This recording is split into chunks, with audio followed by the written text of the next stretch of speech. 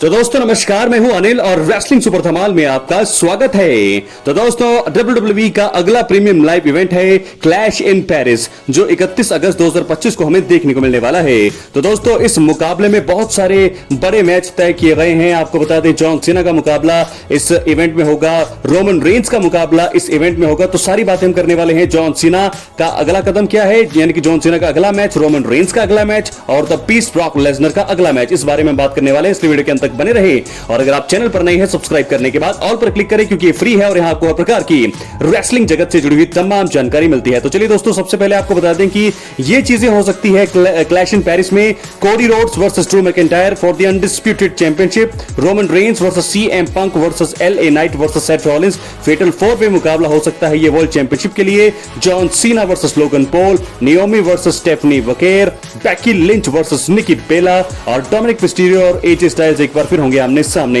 ये है clash in Paris के मुकाबले। मुझे लगता है ये होने वाले हैं। कोडी रोड्स और जॉन सीना का मुकाबला तो ऑलरेडी इसका तो ग्राफिक्स भी आ चुका है, तो बाकी मैच भी ऐसे ही लगता है कि होने वाले हैं क्लैश इन पेरिस के लिए। तो ये 6 मुकाबले होंगे और सबसे पहले हम बात कर लेते हैं आइए जॉन सीना के बारे में। दोस्तों जॉन सीना अपने फेयरवेल टूर में है और आपको बताते हैं 3 से 4 महीने बचे हैं अब उनके रिटायरमेंट के। तो ऐसे में सबसे पहले अब उनके सामने हैं Logan Paul. Clash in Paris 2025 में सबको ऐसा लगा था, जब ब्रॉक लेसनर ने रिटर्न किया था समर स्लैम की नाइट 2 में, उन्होंने जब जॉन सीना पर अटैक किया, F5 मूव लगाया, हम सबको ऐसा लगा कि ब्रॉक लेसनर और जॉन सीना की अब राइवलरी शुरू हो जाएगी। लेकिन इसमें अब डिले है। सपने हम ले रहे थे ब्रॉक लेसनर और जॉन सीना के मैच के, लेकिन हमें पकड़ा दिया गया है मुकाबला लोगन पॉल और जॉन सीना का। यह मुकाबला होगा क्लैश इन पेरिस में, कंफर्म हो चुका है, क्योंकि लोगन पॉल ने चैलेंज किया था जॉन सीना को मैच के लिए और उसके बाद इस मैच को एक्सेप्ट कर लिया है जॉन सीना ने। तो क्लैश इन पेरिस 2025 में हम देखने वाले हैं John Cena versus Logan Paul. तो ये है जॉन सीना का अगला मैच और एक बार फिर वो स्मैकडाउन के अगले शो में एडवर्टाइजिंग है। तो टोटल 10 से 12 बार वो आने वाले हैं और ऐसे में ये मुकाबला कहां जाएगा, हम सबको यही लगता है कि जॉन सीना की जीत होगी, लेकिन शायद यहां पर लोगन पॉल को पुश दिया जाएगा। लोगन पॉल को यहां पर मुझे लगता है कि जॉन सीना को हराने के लिए बुक किया जाएगा। तो अगर ऐसा होता है तो लोगन पॉल को बहुत बड़ा पुश मिलेगा और जॉन सीना को रिटायर करने में सबसे बड़ा हाथ उनका हो सकता है। 3 से 4 मुकाबले बचे हैं जॉन सीना के, लेकिन हम चाहेंगे सभी के सभी मुकाबले जॉन सीना जीते अपने करियर के आखिरी पड़ाव में। तो ये ग्राफिक्स है क्लैश इन पेरिस। पहला ग्राफिक्स ऐसे दिखाया गया था हमें, लेकिन उसके बाद जब ग्राफिक्स उसके बाद अपडेट करके हमें दिखाया गया तो ऐसा ही ग्राफिक्स इनके मैच का। क्लैश इन पेरिस 31 अगस्त 2025 को जॉन सीना का अगला मैच लोगन पॉल के खिलाफ है और इस मैच में दोस्तों चैंपियनशिप कोई दाव पर नहीं है। आपको बता दें कि जॉन सीना अब चैंपियन नहीं है और बतौर बेबी फेस ही वो अपने कार्यकाल को खत्म करेंगे WWE में। तो ऐसे में ये तो हमने आपको बताया जॉन सीना के बारे में। अब हम बात करने वाले हैं समर स्लैम 2025 में 2 सालों के बाद वापसी कर रहे the beast incarnate Brock Lesnar की। जी हां दोस्तों, आपको बता दें ब्रॉक लेसनर ने हाल ही में समर स्लैम 2025 के मेन इवेंट में वापसी करी नाइट 2 के, जहां पर उन्होंने जॉन सीना पर को टारगेट किया। जॉन सीना और कोडी रोड्स के बीच अनडिस्प्यूटेड टाइटल के लिए मुकाबला हो रहा था और 38 मिनट से ज्यादा यह मुकाबला चला। और अगर बात की जाए ये उस मैच की, तो WWE के टॉप 10 मैचों में से ये एक बन गया है जॉन सीना और कोडी रोड्स का। ये बहुत ही तगड़ा मुकाबला रहा। मुझे लगता है कि जॉन सीना का कोडी रोड्स के सामने फेयरवेल टूर चल रहा है और फेयरवेल टूर में ये एक मैच, पहला मैच ही हुआ है जो जॉन सीना को सबसे तगड़ा मुकाबला, तगड़ी टक्कर दी है यहाँ पर कोडी रोड्स ने। लेकिन अब अगला मुकाबला उनके साथ होंगे द पीस ब्रॉक लेसनर की वापसी होती है जॉन सीना के हारने के बाद। और जब जॉन सीना हारे उसके बाद जब वो रिंग को छोड़ने वाले थे, तभी द पीस ब्रॉक लेसनर की वापसी हो गई और ब्रॉक लेसनर की वापसी होते ही हमने सब कुछ देख लिया है।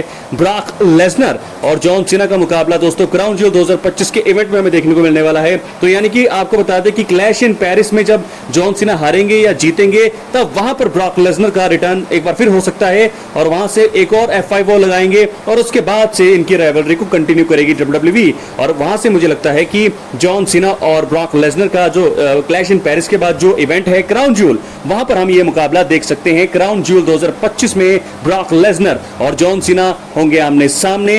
इस मुकाबले में कौन जीतेगा अब तक कुछ नहीं पता, लेकिन यहां पर ब्रॉक लेसनर भी जीत सकते हैं, जॉन सीना भी जीत सकते हैं। लेकिन ये बहुत ही तगड़ा मुकाबला दोस्तों होना चाहिए, जैसे कि कोडी रोड्स और जॉन सीना का मुकाबला तकरीबन 38 मिनट तक चला। हालांकि ये मुकाबला उतना लंबा नहीं लग रहा है, लेकिन अगर चलता है इतना आधे घंटे तक ये मुकाबला चलता है तो कमाल का ये मुकाबला हो सकता है। The beast Brock Lesnar versus John Cena. F5 versus attitude adjustment, कौन जीतेगा? अपनी राय आप कमेंट बॉक्स में जरूर दीजिए, क्योंकि ब्रॉक लेसनर जब वापसी उन्होंने करी है, जॉन सीना को ही टारगेट हमेशा बनाया जाए। वो 2012 हो एक्सट्रीम रूल्स मुकाबला, 2014 समर स्लैम में भी उन्होंने जॉन सीना को एक तरफा में समर स्लैम में हराया था।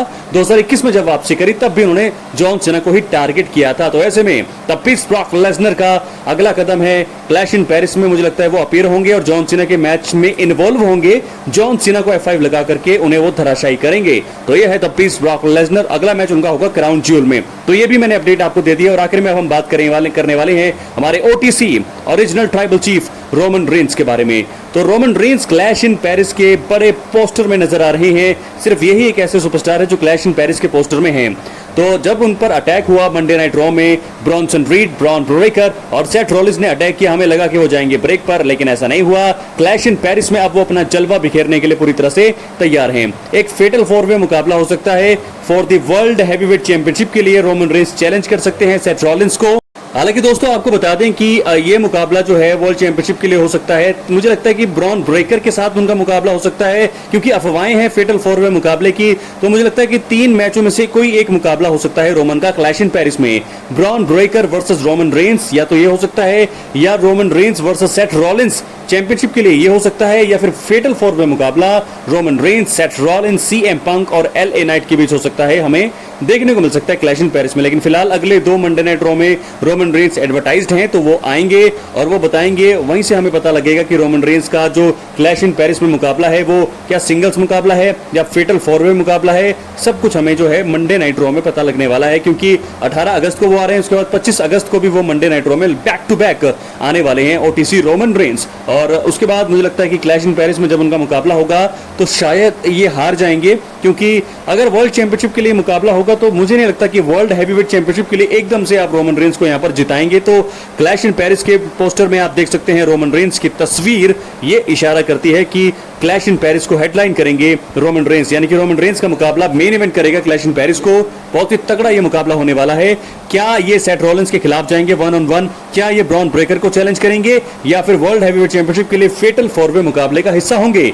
सब कुछ जो हमें आने वाले मंडे नाइट रॉ में पता लग जाएगा। तो 3 सुपरस्टार्स के बारे में मैंने आपको बता दिया है, जो समय कंपनी के सबसे बड़े सुपरस्टार्स हैं। जॉन सीना, ब्रॉक लेसनर और रोमन रेंस, इन सब के बारे में बता दिया। लेकिन कोडी रोड्स के बारे में भी आपको बता दिया। इस समय वो दूसरी बार अनडिस्प्यूटेड चैंपियन बने हैं और उनका मुकाबला ड्रू मैकिंटायर से होगा, ये तो कंफर्म है। ब्रॉक लेसनर, जॉन सीना और रोमन रेंस तीनों इस समय कंपनी के सबसे बड़े सुपरस्टार्स हैं विद कोडी रोड्स। तो ऐसे में देखना होगा कि किस प्रकार क्लैश इन पेरिस का इवेंट जाता है और किस प्रकार जॉन सीना अपने फेयरवेल टूर को और भी ज्यादा शानदार बनाते हैं। और तब पीस ब्रॉक लेसनर की वापसी जब हुई है तो वो कैसा उनका रन रहता है WWE में, कितने साल का प्लान है। दोस्तों जो भी उनका प्लान होगा, कॉन्ट्रैक्ट होगा, उसके बारे में एक वीडियो में डिटेल में बनाऊंगा, सब कुछ जानकारी लेने के बाद। बहुत बहुत धन्यवाद।